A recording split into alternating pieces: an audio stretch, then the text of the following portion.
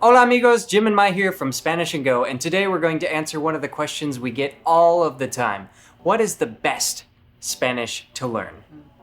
So, Spanish is spoken in over 20 countries around the world, and it's also the second most natively spoken language in the world. So it's no wonder why we get this question all the time. What country should you choose? What's the best accent? What's going to be widely understood? And we're going to dig into that right now. So there's a lot of different angles you could take when trying to answer this question.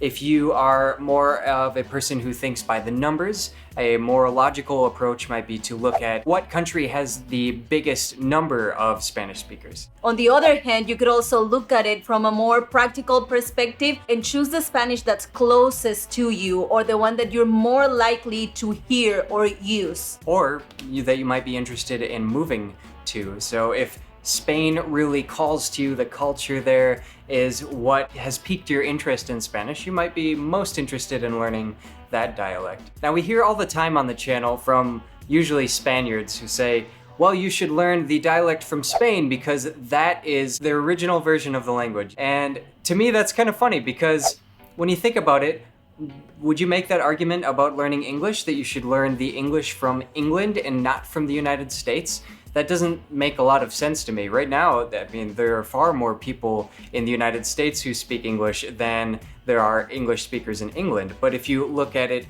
from more of the perspective of what you're most interested in, somebody learning English might want to learn the English from England because they want to move there. But if they want to learn it because of business, they might be more inclined to learn the English from the United States. And on top of that, the original way of Spanish, the Castellano, sounded way different when it became a separate language.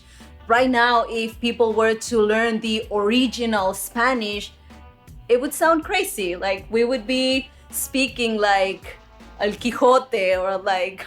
Yeah, it would sound like Old English, basically, Yes. or the equivalent of that in Spanish. It's such an antiquated way of speaking that nobody speaks that way anymore. So to say that you should learn the Spanish from Spain simply because that's where the language originated, it doesn't make a lot of sense because it has evolved so much since the way it was spoken hundreds of years ago.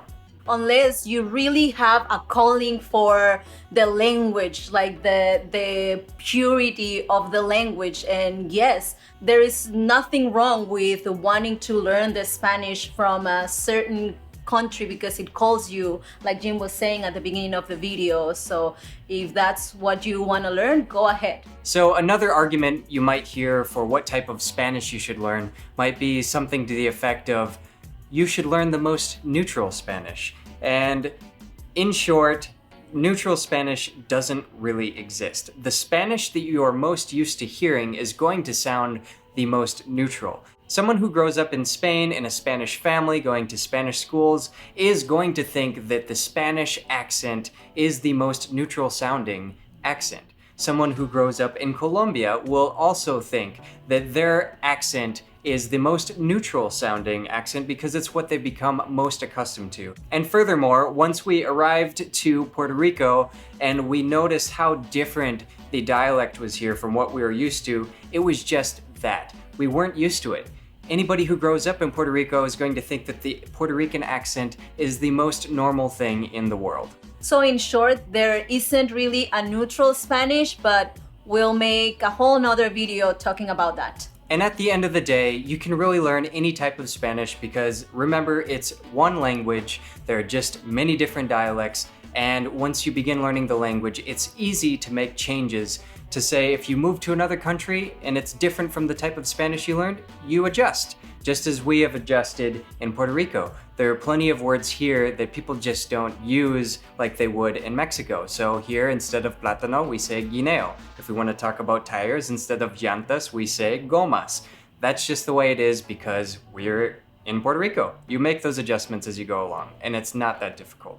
Well, thank you guys for watching. Let us know in the comments what type of Spanish you are learning. Don't forget to like and subscribe for more travel and Spanish tips. And remember, el camino es el destino. The journey is the destination. Nos vemos pronto. Adios.